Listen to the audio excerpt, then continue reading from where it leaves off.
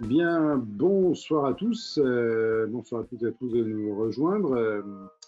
Il nous a semblé important avec Emmanuel de revenir sur les idées reçues que l'on avait sur le Bitcoin avant de parler de finances décentralisées. Euh, Emmanuel, quand on a en jaune en haut à droite l'idée reçue, le Bitcoin, en fait, ça repose sur rien. Qu'est-ce qu'on peut répondre aux personnes qui nous parlent, qui nous disent ça? Oui, alors c'est souvent ce qu'on peut entendre, que ça repose absolument sur rien et que du coup, ce serait de la pure spéculation. Alors, c'est pas du tout le cas. D'abord, ça repose sur une technologie qui est toute nouvelle. Alors, nouvelle, elle a quand même maintenant 12 ans. Du coup, elle a été créée en 2009 par un certain Satoshi Nakamoto. Et cette technologie s'appelle la blockchain. C'est une technologie qui est révolutionnaire parce qu'elle permet du coup de se passer de ce qu'on appelle les tiers de confiance. Donc, typiquement, la banque est un tiers de confiance. On ne peut pas, hormis avec le cash, s'échanger du coup de la valeur. La blockchain, du coup, permet de faire ça. C'est-à-dire que si je veux envoyer de l'argent à quelqu'un avec des bitcoins, je peux le faire avec la technologie de la blockchain. C'est elle qui va m'assurer du coup la sécurité et ça fait maintenant 12 ans qu'elle n'a jamais été mise en défaut. Euh, on a pu avoir par exemple des vols de Bitcoin sur des plateformes, mais ce n'est pas la blockchain qui a été remise en cause. La blockchain, elle, elle est restée immuable et elle n'a pas été mise en défaut. Un, un protocole informatique qui ne connaît pas de bug pendant 12 ans, c'est pas anecdotique, quoi. C'est quelque chose de très solide et c'est pas pour rien que les gens maintenant tiennent dessus. Si je comprends bien, c'est un réseau, hein, c'est un maillage d'ordinateurs. Emmanuel, n'hésitez pas à vous rapprocher de l'écran ou du micro quand vous me Oui, répondez. alors Donc, un réseau, finalement. sans trop rentrer dans la technique concernant la blockchain, l'idée c'est que on a des milliers d'ordinateurs aujourd'hui qu'on appelle des nœuds qui permettent du coup d'assurer la sécurité des données qui vont être mises sur la blockchain. Donc c'est via du coup alors un processus qu'on appelle le mining, on en parlera un petit peu tout à l'heure, mais en gros c'est de la puissance de calcul qui permet de valider toutes les transactions qui sont faites. Et aujourd'hui cette décentralisation, donc le fait on n'est pas une entité à un endroit de la terre qui est là pour valider finalement toutes les transactions qu'on pourrait faire dans les banques, c'est-à-dire que dans les banques aujourd'hui c'est plutôt centralisé, on a plein de registres. Là ce sont des milliers d'ordinateurs pour Bitcoin en tout cas qui sont partout dans le monde et qui permettent de sécuriser du coup cette blockchain. On a souvent un grief qui nous est souvent projeté, c'est la consommation d'énergie. D'ailleurs, Sébastien Gouspillot répond de manière assez intéressante au sujet. Ça consomme une énergie folle. Emmanuel, qu'est-ce que l'on peut en dire par rapport à cette consommation énergétique? Alors, pour ne pas vous mentir, c'est aussi quelque chose qui au départ m'a gêné, du coup, quand je me suis lancé sur le Bitcoin, puisque j'ai une fibre assez écologique. Pour la petite anecdote, je roule en Zoé, par exemple. Et du coup, je me suis intéressé assez fortement, oui, à pourquoi, enfin, que consomme exactement le Bitcoin et est-ce que c'est un vrai problème? Donc, ça consomme énormément, oui, c'est vrai, ça consomme beaucoup d'énergie, beaucoup d'électricité. Une raison quand même à cela, déjà, c'est que plus il y a de mineurs, donc des ordinateurs qui vont miner, valider les transactions, et plus ça va consommer. Mais la consommation ne veut pas dire forcément pollution. Évidemment, si vous minez avec du charbon de bois ou avec du pétrole ou autre, évidemment que là, oui, du coup, vous participez au réchauffement climatique. Si par contre vous minez du Bitcoin avec du coup une centrale hydroélectrique qui en plus génère trop d'électricité, alors dans ces cas-là, c'est plutôt une énergie propre et ça ne pose pas de problème. Vous avez cité Sébastien Gouspillou. Sébastien Gouspillou, par exemple, se déplace dans certains pays pour même faire en sorte que des projets de centrales électriques se montent dans des endroits où il y a très peu de consommation d'électricité, donc dans des pays d'Afrique, par exemple, des pays émergents. Et du coup, ça permet finalement en plus de lancer des projets d'énergie renouvelable. Donc, il y a quand même ce côté aussi très intéressant du Bitcoin qui permet à un projet de pouvoir se monter avec du financement. Il y a même une petite anecdote sur, je ne sais pas si vous connaissez les torchères pour le pétrole. Donc, c'est le pétrole, quand on l'extrait, du coup, il y a du gaz qui sort, qu'on appelle du méthane. Quand il y a de grands vents, etc., on peut ne brûler que 50-60% de ce méthane. Eh bien, là, ils sont aussi sur des projets pour récupérer ce gaz-là pour pouvoir en fabriquer de l'électricité. Donc, c'est même parfois le Bitcoin qui amène finalement un avantage pour l'écologie, ce qui est assez paradoxal. Pour terminer sur les 5 idées reçues sur le Bitcoin, je vais en traiter 2 de mon côté. La première, c'est ça finance surtout le crime. Alors, si je peux dire malheureusement, en tout cas, il y a la première, le premier arme de financement du crime, c'est le dollar, hein, de loin, parce qu'en fait, la capacité de la blockchain Bitcoin à financer le crime, si on la prenait dans son entièreté, elle pourrait financer, elle représenterait 6% de l'argent du crime par rapport au dollar qui est ultra majoritaire dans ce domaine-là. Et je pense que les gens ne vont pas arrêter d'utiliser le dollar parce que c'est la première source d'échange dans le milieu du crime. Donc, on va passer rapidement là-dessus. Je ne vais pas rentrer sur l'épineux problème qui pourrait nous occuper toute la soirée sur ce n'est pas une monnaie. En tout cas, une chose est sûre, c'est que si des spéculateurs sont venus par appât du gain sur cette problématique de la valeur du jeton, et non pas forcément de la blockchain en elle-même, vous allez pouvoir voir aujourd'hui avec d'autres blockchains dont on va parler, et pas que Bitcoin, que derrière, il y a un intérêt pour une technologie. Et cette technologie, bien sûr, elle peut être représentée par un jeton qui a une valeur, mais que des investisseurs, entre guillemets, longs sur le sujet, ne sont pas forcément des spéculateurs, mais des gens qui pensent à une révolution qui est en cours. Et nous, avec Emmanuel, on partage cette idée de cette révolution qui est naissante ou en cours, hein, selon, et que en dehors des accidents de parcours, accidents à la hausse ou accidents à la baisse, eh bien, en fait, il y a une véritable, comment dire, une véritable tendance de long terme qui est en train de se dessiner sur tout ce secteur. On va, Julien, passer à la diapo suivante un peu plus rapidement sur Bitcoin et le reste. Si Bitcoin est le précurseur, Ethereum pousse fort derrière. Qu'est-ce qu'on peut dire, Emmanuel, par rapport à Bitcoin d'un côté et puis les autres? Est-ce qu'il y a vraiment Bitcoin et les autres, hein, parce qu'il y a souvent, on se rend compte dans la crypto, il y a les Bitcoiners et puis les autres, hein, alors ce que les Bitcoiners appellent les shitcoiners, mais ce n'était pas aussi simple que ça. Qu'est-ce qu'on peut dire aujourd'hui sur Bitcoin et les autres? Non, alors aujourd'hui, oui, Bitcoin et Ethereum, par exemple, fonctionnent sur le même principe de ce que je vous ai expliqué brièvement tout à l'heure sur le mining, mais d'ailleurs, Ethereum est en train de migrer. Mais c'est surtout qu'Ethereum permet de faire du développement dessus, donc ce qu'on appelle les smart contracts. Mais en gros, on peut faire beaucoup de choses du coup avec ces blockchains. Du coup, je vais parler de ces blockchains parce que souvent on entend beaucoup parler de Bitcoin et d'Ethereum, mais il y en a beaucoup d'autres. Personnellement, du coup, je ne sais pas s'il y aura des développements un jour sur Bitcoin ou pas. Il n'est pas fait pour. Mais pour faire de l'échange de monnaie ou de l'échange de valeur, il est très bien. Et alors qu'Ethereum est plutôt là pour être une plateforme, on va presque dire une plateforme de développement. C'est-à-dire qu'en dehors du prix qui monte, c'est surtout qu'il y a beaucoup de développements qui se font sur la blockchain Ethereum. Et c'est ce qui fait que du coup aujourd'hui, ça prend beaucoup de prix. D'accord. Et quand on parle d'architecture décentralisée, parce qu'en fait, il y a une vraie différence. Hein. Aujourd'hui, si on voulait interdire Bitcoin ou si vous voulez interdire Ethereum, si je comprends bien, il y a quand même une vraie différence. C'est-à-dire que Ethereum, on peut emprisonner son créateur, enfin en tout cas son dirigeant, Vitalik Buterin. Pour Bitcoin, c'est quand même plus compliqué, non? Alors, c'est arrêter Bitcoin aujourd'hui, très sincèrement, personnellement, je pense que c'est impossible. C'est impossible parce que c'est tellement décentralisé que ce sera très compliqué. Et effectivement, le fameux créateur de Bitcoin, alors le groupe, la personne, l'autre, Satoshi Nakamoto, a complètement disparu de la circulation vers les années 2012-2013, il me semble. Enfin, on n'en a plus entendu parler.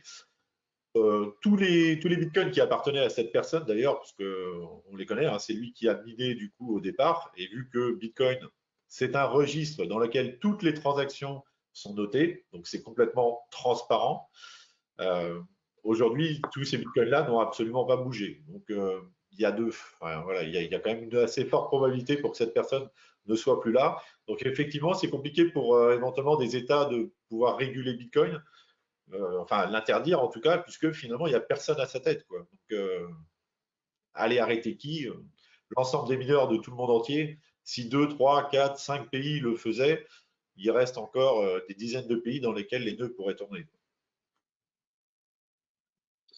D'accord, donc ça, c'est quand même une différence assez forte. Euh, donc, on a dit aussi que le Bitcoin fait des choses ou ne fait pas encore. On a compris que sur les smart contracts, par exemple, Ethereum et d'autres, hein, on peut parler de Solana ou d'autres écosystèmes, sont en train de proposer des services complémentaires à ceux du Bitcoin ou ceux pourquoi Bitcoin a été créé. Et Julien, on va passer sur la diapo suivante avant d'aller rentrer dans des écosystèmes.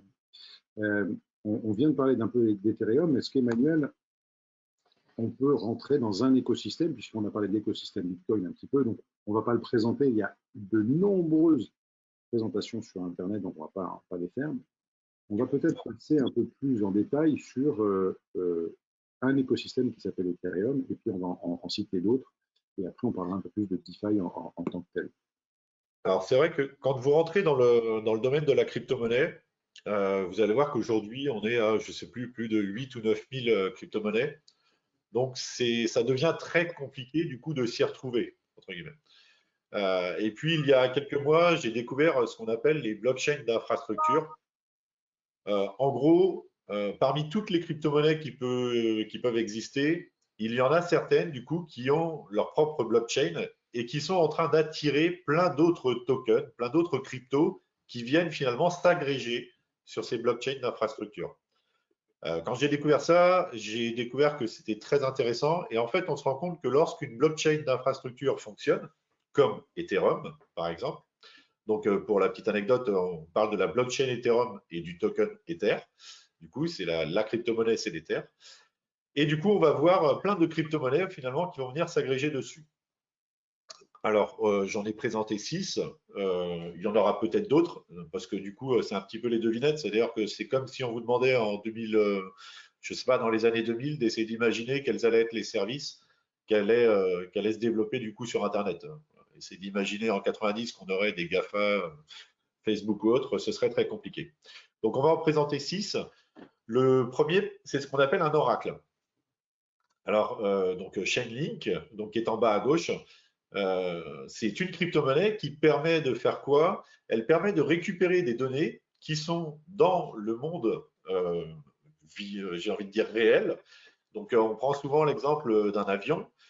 Sur Ethereum, par exemple, on va pouvoir indiquer un petit contrat, donc un petit programme informatique qui dit voilà, si vous prenez un billet d'avion, si jamais cet avion a 1 heure de retard, eh bien, du coup, automatiquement, on va vous rembourser 20% du prix de votre vol. Bon, eh bien, sur Ethereum, on va pouvoir indiquer ce petit code qui va indiquer, du coup, bah voilà, si 20 minutes de retard, alors on rembourse, enfin, si 1 heure de retard, pardon, on rembourse 20% de votre vol. Le problème d'Ethereum, c'est que du coup, le contrat, vous pouvez le mettre dessus, mais vous ne pouvez pas récupérer les données concernant les retards d'avion ou les heures d'arrivée d'avion. Eh bien, c'est le but de Chainlink et de l'Oracle, c'est de récupérer ces informations et du coup de les transmettre à la blockchain Ethereum. Donc ça, c'est un exemple d'application qu'on peut avoir. Ensuite, au-dessus, on va avoir l'indexation de données. Donc là, c'est la crypto-monnaie qui s'appelle The Graph. C'est l'équivalent d'un Google pour les blockchains. Donc The Graph permet du coup d'indexer toutes les données qui vont être sur les blockchains. Donc d'ailleurs, il n'y a pas que Ethereum qui utilise cette crypto-monnaie-là. Les ICO et Launchpad, du coup, ce sont des. Donc, il n'y a pas de crypto-monnaie en tant que telle dessus. L'idée ici, c'est de pouvoir lancer des projets ou alors lancer ses propres cryptos. Donc, ICO, c'est pour Initial Coin Offering. C'est l'idée que lorsqu'une crypto-monnaie a envie de se lancer, bah, du coup, elle passe par ce processus-là. Et on verra tout à l'heure que ça peut être intéressant en termes financiers. Le lending, du coup, ce sont des prêts. Tout simplement, en fait, on peut emprunter sur la finance décentralisée. Donc, ce qu'on appelle la DeFi. Hein. Aujourd'hui, la finance centralisée, bah, ce sont les banques, le système tel qu'on le connaît. La finance décentralisée, c'est la finance qui s'opère finalement aujourd'hui dans cet écosystème. Donc, on pourra citer AAV, qui est une crypto, et Compound. Vous verrez que du coup, si vous vous intéressez un petit peu aux crypto-monnaies, si vous regardez les cours des 30 ou 50 premières, vous allez voir beaucoup de ces crypto-monnaies-là, puisqu'en fait, elles ont une vraie utilité, contrairement à beaucoup d'autres. Il faut savoir que dans la crypto-monnaie, du coup, il peut y avoir beaucoup de cryptos qui sont lancés et qui ne servent à rien. Les NFT, si vous vous intéressez un petit peu à la crypto-monnaie, vous en avez forcément entendu parler parce que ça a fait un gros boom ces derniers temps. Donc, il n'y a pas de crypto-monnaie vraiment associée. L'idée, là, c'est vraiment, enfin, souvent la comparaison qu'on fait, c'est par exemple les fameuses cartes Panini qu'on avait, nos enveloppes Panini de football, où là, il pouvait y avoir une émission quasi infinie. Et bien là, vous avez exactement le même système, sauf que vous êtes en capacité de dire qu'il y aura un certain nombre de cartes Panini. Donc, pour ceux qui seraient nés dans les années 80, la carte Jean-Pierre Papin, par exemple, eh bien, celle-ci, on va pouvoir dire que, par exemple, on n'en édite qu'une seule. Donc, ça a tout un intérêt, pas seulement que dans les jeux qu'on pourrait avoir dans les jeux vidéo ou autres, il y a aussi tout le domaine de l'art qui s'intéresse énormément à cet écosystème de NFT.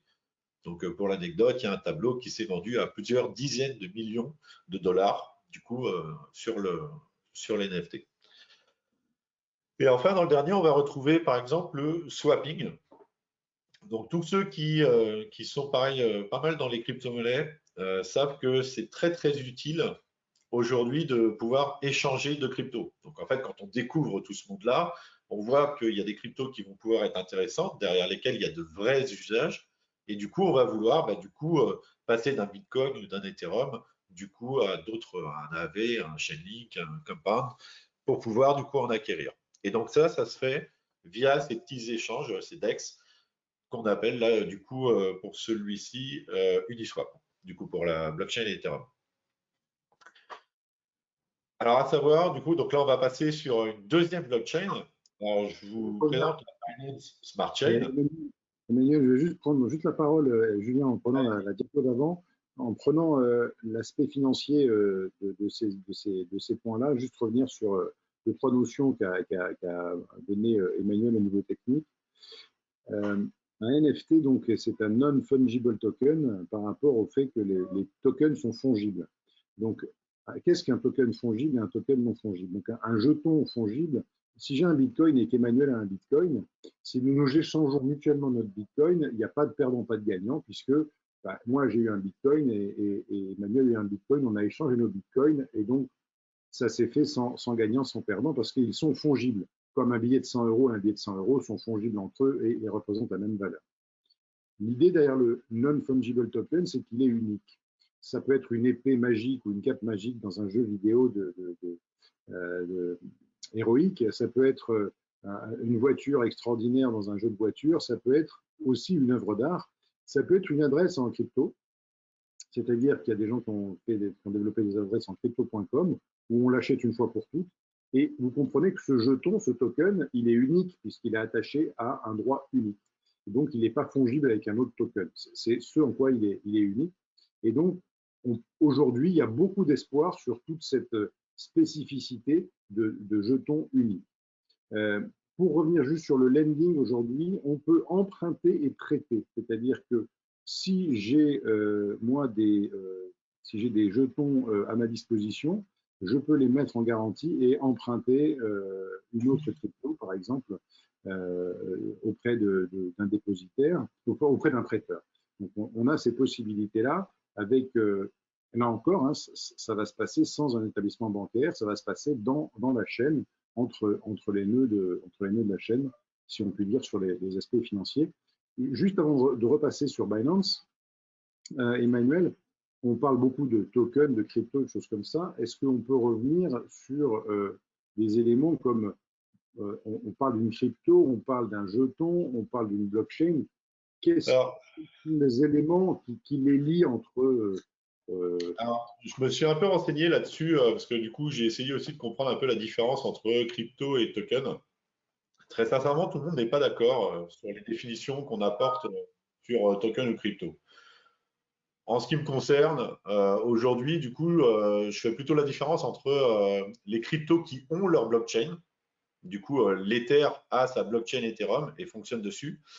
Et du coup, des cryptos qui n'ont pas besoin de leur propre blockchain, mais qui vont venir s'agréger du coup sur des blockchains existantes. Alors, voilà, certains vont appeler ça les tokens. Bon, d'autres vont confondre crypto et token. Il n'y a pas de, enfin, je ne vois pas de grande différence finalement dans le fonctionnel entre les deux, en tout cas en ce qui me concerne. C'est-à-dire qu'on peut avoir un token qui peut être très utile même s'il n'a pas sa propre blockchain et inversement. Donc, j'ai pas de réponse toute faite entre guillemets à vous apporter, puisque là, enfin en tout cas dans les documents que j'ai pu lire et sur ce que j'ai pu me renseigner, tout le monde n'était pas totalement d'accord sur cette idée-là. Donc, je vais pas, comment dire, froisser les puristes ou autres. Je préfère dire là, voilà, je ne sais pas. J'y ai pas vu beaucoup d'intérêt, en tout cas, après derrière, de faire vraiment cette différence. Ok, donc on va parler de l'écosystème Binance. Et je remercie Stéphanie et les autres pour leurs questions que l'on traitera. Hein. Vous pouvez donc continuer à poser des questions. On va les traiter après par paquet, après notre présentation, y compris Daniel sur les questions de réglementation. Je vous promets qu'on reviendra dessus. C'est un sujet qui me tient à cœur. Donc Emmanuel, l'écosystème Binance. Du coup, donc la Binance Smart Chain, en fait, est arrivée très vite hein, au final, donc avec sa crypto-monnaie qu'on appelle du coup le BNB. Donc le BNB qui est monté très très fort du coup ces derniers mois. Alors pourquoi ça? C'est parce que en fait la Binance Smart Chain a finalement copié l'écosystème du coup qui existait sur Ethereum. Ça a été très malin puisque l'idée c'était de voir ce qui fonctionnait sur la blockchain Ethereum et du coup de le reproduire finalement sur la Binance Smart Chain. Donc, si je vous propose ce graphique, c'est parce que bah, du coup, on retrouve exactement les mêmes choses, mais pas forcément avec les mêmes crypto-monnaies. Donc, on va avoir le Berry pour l'Oracle, par exemple. Donc, le graphe, par contre, c'est le même pour l'indexation de données. On va retrouver des services d'ICO et de Launchpad. On va retrouver du lending. Donc, Louis, vous avez parlé du coup déjà de ce qu'on pouvait faire avec le lending, mais on va même en reparler un petit peu après quand on va parler de la DeFi. Donc, les non-fungible tokens, je rebondis du coup sur ce que tu as dit, Louis, c'est on peut décider de savoir si quelque chose va être unique ou pas sur les NFT. Ça, c'est quand même important de le savoir. C'est d'abord de savoir de qui a produit ce NFT. Ça, c'est très important parce qu'aujourd'hui, tout se vend, j'ai envie de dire tout et n'importe quoi. C'est-à-dire que n'importe qui peut vendre des NFT. Donc, déjà, c'est bien de savoir qui a vendu ce NFT pour essayer de savoir si c'est une personne qui est un petit peu reconnue pour savoir si on n'est pas en train de se faire avoir. Et enfin, on peut indiquer combien d'exemplaires, en fait, on va créer sur ce non-fungible token. Donc, on peut en créer qu'un, comme on peut en créer 10. Donc, ça, c'est aussi des petites choses sur lesquelles il faut faire attention. Et enfin, du coup, le swapping existe aussi du coup sur Binance Smart Chain. Vous pouvez échanger du coup des crypto-monnaies dessus. Et ça s'appelle le Pancake Swap. Et le Pancake Swap a pris énormément de valeur aussi pour une raison. C'est qu'en fait, la blockchain Ethereum étant tellement utilisée qu'aujourd'hui, les frais de transaction sur Ethereum sont très, très élevés. Alors moi, je dis très, très élevés parce que après, ça dépend pour qui. Si vous transférez 100 000 euros de fonds, alors ce n'est pas très gênant de payer 100 $ la transaction. Si par contre, vous êtes en train de faire un mouvement de 200 ou 300 $, si vous payez 100 $ la transaction, je pense que vous allez y réfléchir à deux fois avant de vous lancer. Donc ça, il faut en avoir conscience, c'est-à-dire qu'aujourd'hui, Ethereum est vraiment très congestionné et c'est la raison pour laquelle la Binance Smart Chain, du coup, a vraiment explosé là depuis quelques mois. Puisque sur PancakeSwap, par exemple, les transactions vont être de l'ordre de quelques dizaines de centimes. Par contre, il y a le revers de la médaille. C'est-à-dire que Ethereum est très décentralisé, donc très sécurisé, alors que pour le coup, Binance Smart Chain appartient à quelqu'un. Alors, il y a Vitalik Buterin pour Ethereum, mais c'est surtout qu'elle n'est pas beaucoup décentralisée en tout cas. On va tourner avec une vingtaine de nœuds quand on va tourner avec à peu près 1000 nœuds sur Ethereum. Donc, c'est à prendre en considération aujourd'hui. Mais aujourd'hui, quand les gens transfèrent, on va dire, des montants, des petits montants, là, en ce moment, il y a plutôt une préférence sur le PancakeSwap. À savoir qu'on attend du coup la mise à jour d'Ethereum pour que Ethereum passe en version 0.2 et qu'il change du coup de processus de consensus, mais on va en parler juste après. Je ne sais pas si, ouais, si tu voulais revenir sur quelque chose. Non, non, c'est tout à fait ça, puisque en fait, c'est plutôt le sujet sur lequel là, on va intervenir à deux, puisque moi j'apporterai la partie financière, là où toi tu apporteras plutôt la partie technique. Donc je te laisse aider pour l'explication. Alors, du coup, au départ, quand je me suis lancé dans les cryptos, j'ai compris que les cours montaient et que ça pouvait être intéressant. Donc, alors, bon, il y a des saisonnalités hein, dans les crypto-monnaies, il faut le savoir. Du coup, c'est vrai que depuis le mois d'avril, on va dire juste après la crise du Covid, du coup, le Bitcoin est reparti et on est parti dans ce qu'on appelle un bull run, du coup, en crypto-monnaie. Donc, c'est une montée assez forte des cours. Mais j'ai découvert il y a quelque temps que du coup, il y avait ce qu'on appelait la DeFi. Donc, j'en entendais beaucoup parler, mais je ne voyais pas trop à quoi ça correspondait. L'idée, c'est de pouvoir faire travailler ces crypto-monnaies. Donc, non seulement si vous investissez dans des projets qui, selon vous, ont du potentiel, donc vous grimpez en termes de valeur, vous pouvez aussi, du coup, utiliser vos crypto-monnaies pour pouvoir obtenir un rendement dessus. Alors, pour ça, il y a plusieurs possibilités. Donc, on va en voir 6 là, aujourd'hui. Alors, le mining. Donc, l'idée, là, c'est plutôt d'aider à faire fonctionner la blockchain. La blockchain Ethereum ou Bitcoin, aujourd'hui, fonctionne du coup avec de la puissance de calcul. Et bien, du coup, alors si monter un ordinateur, enfin, ou des cartes graphiques chez soi pour miner du Bitcoin, surtout en France, ça ne va pas rapporter beaucoup, ça va surtout vous coûter de l'argent aujourd'hui, enfin, très certainement, parce que du coup, l'électricité est chère. Ce n'est pas le cas du coup dans d'autres pays. Hein. On parlait de Sébastien Gouspillot tout à l'heure. En fait, il ne fait pas du mining en France, hein. Il va s'exporter du coup. Eh bien, vous pouvez rentrer dans ce qu'on appelle des pools de mining. C'est-à-dire qu'en gros, vous vous mettez à plusieurs et vous dites, ben voilà, on va du coup se mettre à plusieurs pour acheter finalement, entre guillemets, une machine, enfin participer à cette machine-là, pour pouvoir être ensuite rémunéré dans les récompenses du coup qu'offre le Bitcoin. Donc à savoir, enfin sans rentrer dans les détails, les mineurs sont récompensés avec des Bitcoins. Donc si vous participez au minage, vous allez obtenir une récompense en Bitcoin.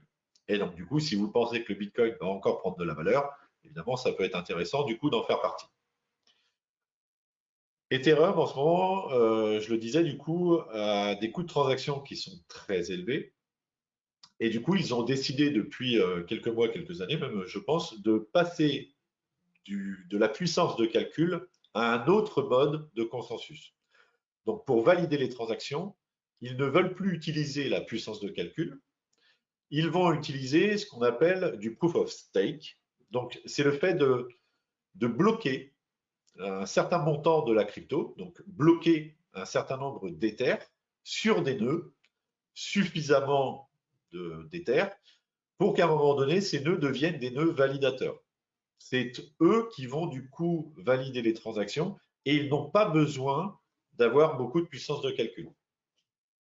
Donc, une fois qu'ils auront réussi à faire ça, Ethereum, on pense plutôt à l'année 2022, hein, parce que ça va être assez compliqué dans le sens où la blockchain Ethereum étant tellement utilisée, forcément, du coup, passer d'un processus de consensus à un autre, c'est beaucoup plus difficile pour eux que ça l'a été pour la Binance Smart Chain, qui, elle, est partie directement sur ce qu'on appelle le Proof of Stake.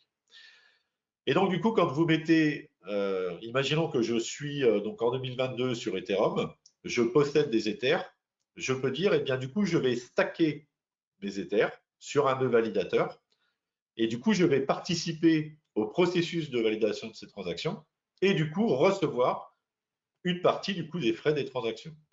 Donc, du coup, je vais récupérer du coup de l'argent simplement en ayant déposé mes Ethers sur un nœud validateur. Donc ça, c'est ce qu'on appelle le stacking. Je vais revenir là où Emmanuel a parlé de ces deux éléments importants, comme ça laisse reprendre sa respiration. En fait, dans le mining, on est sur un proof of work. On voit souvent parler du POW, Alors que là, on va être sur un proof of stacking, ou stack, ça vient du verbe empiler en fait. To stack, c'est empiler. Et c'est un peu l'image, vous voyez, au casino où on empile les jetons. Vous voyez, on empile les jetons, on les met à disposition, on met un peu sa peau dans le jeu, et on va mettre ces jetons à disposition de la puissance de calcul pour en faire une validation. Donc on passe d'un POS, donc d'un POW, d'un proof of work à un proof of stacking. Effectivement, c'est un consensus différent, mais c'est aussi un consensus qui est moins énergivore, sensiblement moins énergivore et qui est beaucoup plus agile. Emmanuel, je laisse reprendre la main. Oui, donc c'est ça, effectivement, c'est beaucoup moins énergivore. Il y a des contreparties, hein. C'est-à-dire que il y a les aficionados, on va dire, du mining et ceux du stacking, pour différentes raisons.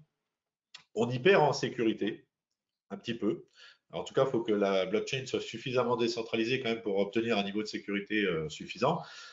Mais c'est aussi pour ça que qu'aujourd'hui, par exemple, tout ce qui est fonds d'investissement ou autres qui investissent énormément, par exemple, dans le Bitcoin, savent que oui, le mining, ça coûte cher et c'est très énergivore, mais c'est très, très sécurisé. Et du coup, ça a 12 ans en plus d'existence, alors que le proof of stake, un peu moins. Donc, on a moins de recul, on va dire, sur des potentielles très grosses attaques sur du proof of stake. Donc, voilà pour le stacking. Aujourd'hui, si on veut parler un petit peu de chiffres en termes de rendement, on va être sur du 15%, 20% du coup sur du stacking. Donc, ça veut dire que quand je vais déposer du coup un Ether, je sais qu'au bout d'un an, je peux espérer obtenir 15 à 20% de cet Ether-là. Donc, c'est un rendement qui est plutôt très honorable. Donc, le lending, on en a parlé tout à l'heure, c'est l'histoire du prêt. Donc, on peut prêter et on peut déposer.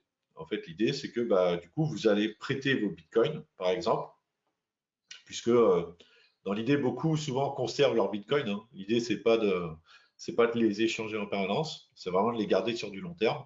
Donc, quitte à les garder sur du long terme, pourquoi du coup ne pas essayer de les faire travailler? Donc, on va prêter ces bitcoins et on va être rémunéré. Du coup, quand quelqu'un va emprunter de l'argent, il va payer des frais, du coup, des intérêts dessus. Et donc, du coup, on va récupérer une partie de ces intérêts tout simplement. Donc là, sur du lending, ça dépend du coup des pièces que vous mettez, comment dire, en prêt, mais on va être en dessous de 10%, il me semble.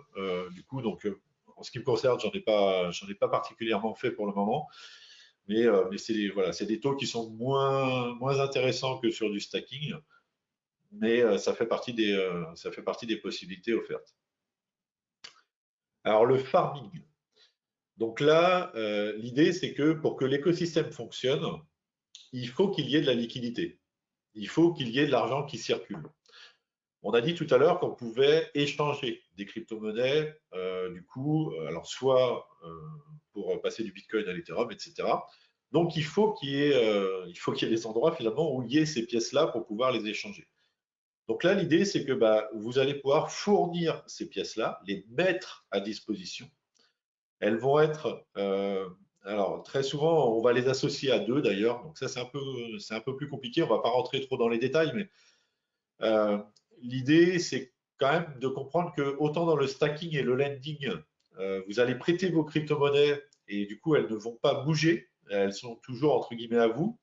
Alors que dans le farming, vous allez l'offrir un espèce de contrat qui va les récupérer, qui va potentiellement les modifier en termes de proportion, en tout cas, puisque ils vont toujours s'adapter pour qu'il y en ait 50-50. C'est-à-dire que si vous amenez un Ethereum qui est à 3000, par exemple, et que vous amenez, je ne sais pas, du Bitcoin, par exemple, que vous allez faire la paire Ethereum-Bitcoin, eh bien, il va falloir amener exactement la même valeur en dollars.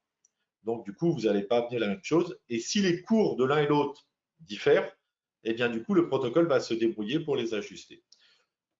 Dans le farming, du coup, par contre, les taux d'intérêt peuvent être absolument hallucinants. Alors, quand je dis hallucinant, c'est que j'ai pu voir des fois du 600%, 900%. Alors, il ne faut pas trop s'enflammer non plus sur quand on voit ce genre de taux. La raison est assez simple, c'est qu'en général, Du coup, ce sont des paires sur lesquelles il n'y a pas beaucoup de liquidité ou alors sur lesquelles on ne sait pas trop ce que vont donner les cours, etc. Donc, ça peut partir très, très vite. Et donc, du coup, vous pouvez perdre très, très vite finalement de l'argent. On n'a pas beaucoup parlé depuis tout à l'heure de… Tu avais une Oui, question, oui? sur le farming, on peut se retrouver avec des cryptos qui sont invendables. Oui, c'est ça, c'est que au bout d'un moment, enfin, puis qui perdent complètement leur valeur, qui ne sont pas utilisées. Donc, du coup, vous n'allez pas récupérer de frais de transaction, puisqu'en fait, le farming, vous récupérez finalement de l'argent sur les frais de transaction. Donc, bon. Et puis, il y a ce qu'on appelle les pertes impermanentes, mais là, du coup, bah, je vous inviterai du coup à vous renseigner dessus. Enfin, voilà, c'est quelque chose sur lequel il faut faire attention. Par contre, il y a quelque chose sur lequel on n'a pas, voilà, on n'est pas beaucoup venu dessus, on l'a pas beaucoup évoqué, c'est le fameux cas des stablecoins. Donc, les stablecoins sont des crypto-monnaies qui sont stables par rapport à une valeur de monnaie fiat.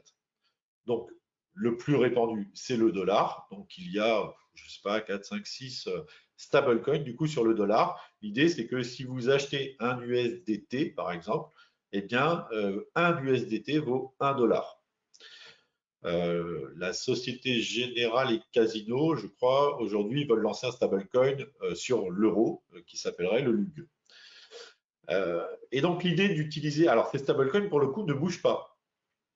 Et c'est souvent, on va dire, quand le marché se replie des cryptos, c'est une façon de se libérer de la volatilité des cryptos, de passer une partie de ces fonds en stablecoin. Donc, vous aviez du Bitcoin, vous sentez, vous voyez bien que du coup, le marché est en train de se replier et que du coup, le Bitcoin va perdre de la valeur. Il y a la possibilité du coup de passer en stablecoin. Et donc là, du coup, bah, vous vous protégez contre la volatilité du Bitcoin, vous attendez que la tempête passe, on va dire, et ce qui vous permet ensuite éventuellement de racheter avec vos stablecoins. Eh bien, on peut faire du lending et du farming sur les stablecoins. C'est-à-dire que, et avec les mêmes rendements, entre guillemets, c'est-à-dire que, enfin, les mêmes rendements sur du farming, sur du stablecoin, on va atteindre aussi les 10%. C'est-à-dire que concrètement, aujourd'hui, en tout cas, pour la majorité des personnes qui vont déposer leur argent en banque, avec des taux qui avoisinent les 0,5%, bien aujourd'hui, vous pouvez même faire ça en crypto, du coup, avec des stablecoins, donc des monnaies qui sont finalement stables, et avoir des rendements de près de 10%. Donc, ce qui devient très, très intéressant, surtout pendant les périodes où, comme je vous le disais, le marché, du coup, s'est retourné. On en parlera dans les stratégies juste après. Le Launchpad, donc là, l'idée, c'est que les plateformes comme Binance Smart Chain, par exemple, se sont dit, bah, on pourrait peut-être aider finalement les projets novateurs à se lancer. Donc, c'est une rampe de lancement, hein. L'idée, c'est vous allez déposer vos crypto-monnaies, donc certaines, hein, pour la Binance Smart Chain, ça va être souvent le BNB. Et du coup, l'idée, c'est que vous déposez de la crypto, eux, ça leur permet d'acquérir, entre guillemets, des fonds pour se lancer. Et vous, vous êtes rémunéré souvent dans la crypto-monnaie qui correspond à ce projet-là. Donc, c'est un projet qui est au tout début, il se lance. Si vous pensez que le projet, du coup, bah, a peut-être un bel avenir, c'est une possibilité de récupérer des jetons à très bas prix et qui potentiellement vont prendre énormément de valeur par la suite. Et là, du coup, vous êtes rémunéré directement avec ces jetons-là. Et bien sûr, à la fin, vous retirez du coup vos cryptos et vous n'avez rien perdu sur vos crypto-monnaies, évidemment. Et enfin, les ICO, on en a parlé un petit peu aussi tout à l'heure, c'est lorsqu'on lance du coup une nouvelle crypto. Donc là, pareil, bah, on peut arriver finalement un peu avant tout le monde, quoi. L'idée, c'est d'arriver avant tous les autres. Il y a même ce qu'on appelle des pre-sales, mais là, pour aller dessus, faut connaître un petit peu tous les sites et c'est pas super simple. On va passer maintenant à la diapo suivante. Sur les ICO, il y a eu quelques excès dans les années 2017 notamment, avec des gens qui pensaient que c'était une manière de lever de l'argent assez facilement. Donc, qui dit qui dit des stratégies crypto, qui dit nouveaux environnements, ce sont des nouveaux réflexes. Donc, on a parlé tout à l'heure des stablecoins. Donc, ceux qui ont un peu d'épargne connaissent soit le contrat d'assurance vie, soit le PEA.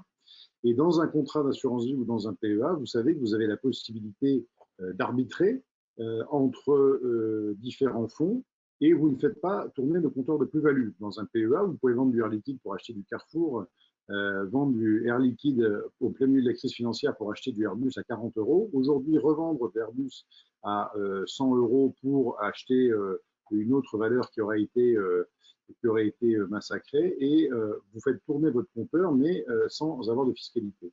Eh bien, aujourd'hui, c'est le même réflexe qu'il faut avoir. Crypto, pas de fiscalité. Crypto vers votre monnaie qu'on appelle fiat, donc vers de l'euro, du dollar, du franc suisse ou du GB pound, eh bien, vous allez vous retrouver avec de la fiscalité. Donc, si vous avez décidé d'investir sur les cryptos, pensez à une chose, c'est que plutôt que de retirer vers de l'euro, du dollar ou autre chose, allez vers des stablecoins, et les stablecoins vous permettent de rester de crypto Bitcoin vers un crypto stablecoin, et à ce moment-là, vous n'avez pas la fiscalité qui se déclenche. C'est un gros avantage si vous voulez rester investi dans le secteur crypto, sachant que le jeton stable, le stablecoin, lui, il garde sa valeur.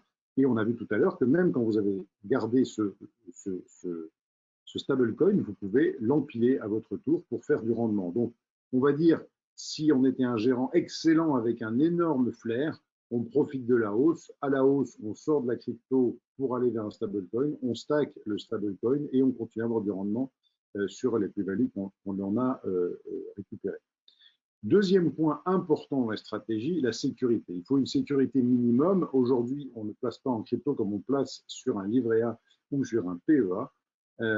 Nous avons vu un certain nombre de personnes qui ont perdu leurs clés. D'ailleurs, on se rend compte qu'il y a plus de gens qui ont perdu leurs accès à leurs cryptos que de gens qui se sont fait voler les cryptos. D'autant plus que quand il y a des vols de crypto, aujourd'hui, on arrive à remettre la main dessus, enfin, on arrive en tout cas à repérer qu'elles ont été volées. Donc, oui, il y a une petite erreur. C'est une clé cryptée et non pas ER. Un ledger, en fait, c'est aller trouver une solution de sécurité. Je ne peux que vous encourager à regarder de près ces solutions de sécurité pour que vous puissiez, petit 1, bien avoir accès à vos mots de passe, ne pas les perdre, votre clé cryptée, et d'autre part, sécuriser tout ceci. Sachez qu'avec un ledger, même un Nano S, qui coûte 50 euros, vous pouvez même garder la main comme avec un élastique sur votre carte bancaire, un élastique quand vous stackez des cryptos. Donc ça, c'est un point complémentaire important. Le troisième point, c'est gérer les risques d'un placement très volatile. Plus une monnaie a une valeur faciale faible, une crypto-monnaie a une valeur faciale faible, plus elle est volatile. Vous avez vu avec le Dogecoin, quand vous commencez à 1 centime et que vous terminez à 1 dollar, eh bien c'est sûr, 1 cent c'est à 1 dollar, vous comprenez qu'il y a une capacité de volatilité qui est bien plus importante que quand vous avez un Bitcoin qui est à plus de 50 000 dollars. Enfin, tout ceci est quand même très volatile. Donc, dans les réflexes, il faut savoir démarrer avec le superflu. Ne commencez pas à démarrer avec de l'argent dont vous avez besoin pour payer votre loyer ou pour payer une voiture, ainsi de suite.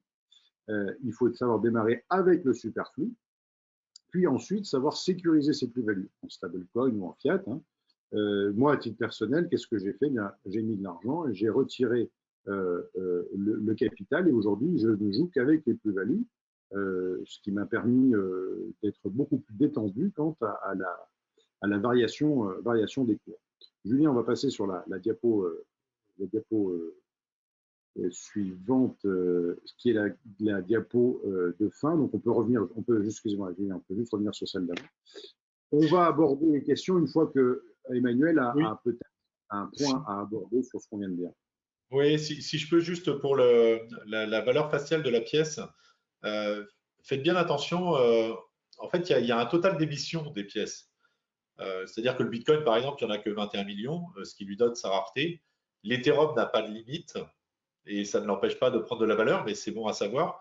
Ce que je veux dire, c'est qu'une pièce peut valoir 1 centime, mais si par exemple il y a une émission que de 10 000 pièces, sa valeur peut être petite et pour autant être très très rare. Donc il faut aussi regarder surtout la capitalisation totale de cette pièce. Pour une petite anecdote très rapide, voilà, une collègue avec qui je travaille, du coup, investit un petit peu dans la crypto, il m'a dit à un moment donné, j'ai été étonné parce qu'en 2 mois, la pièce a fait un x5, alors que l'Ethereum n'avait fait entre guillemets que x2, ce qui est déjà du coup énorme. Et en fait, là, je lui ai dit, oui, mais regarde la capitalisation totale du marché. Dans l'une, tu vas être sur 100 millions, alors que dans l'autre, tu vas être à 240 milliards. Donc évidemment, faire un x2 sur 240 milliards, c'est beaucoup plus compliqué pour les cours que de faire un x5 sur du 10 millions, par exemple. Donc voilà, Et ça, une précision.